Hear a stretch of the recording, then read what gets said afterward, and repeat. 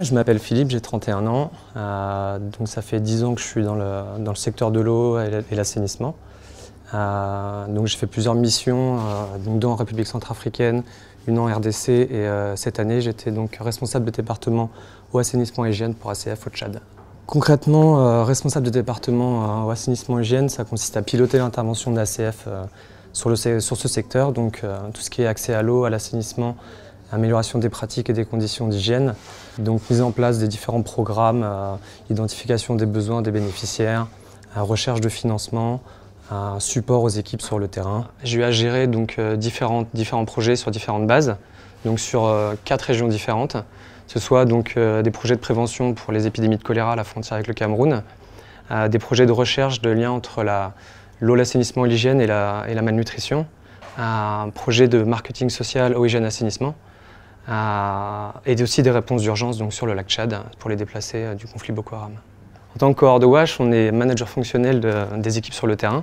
Ça veut dire qu'on doit apporter du support à ces équipes, que ce soit en termes de formation, en appui technique. On recrute donc les responsables programmes pour la mise en place des projets. On leur apporte du soutien, que ce soit à distance depuis la capitale ou par des visites sur le terrain. Au quotidien, donc on vit et on travaille avec des règles de sécurité pour assurer notre protection. Et on met en place des protocoles de sécurité spécifiques aussi pour assurer la protection de nos équipes sur le terrain. Particulièrement pour des activités comme les distributions, où on est amené à réunir des villages, des populations, pour leur distribuer par exemple des articles d'hygiène. Sur des zones à risque d'attentat, il n'est pas acceptable de rassembler ces populations et d'offrir l'opportunité d'avoir une cible et de faire beaucoup de victimes. Ce qui me plaît le plus dans ce métier, c'est bien évidemment de réussir à apporter une aide aux populations pour lesquelles on intervient.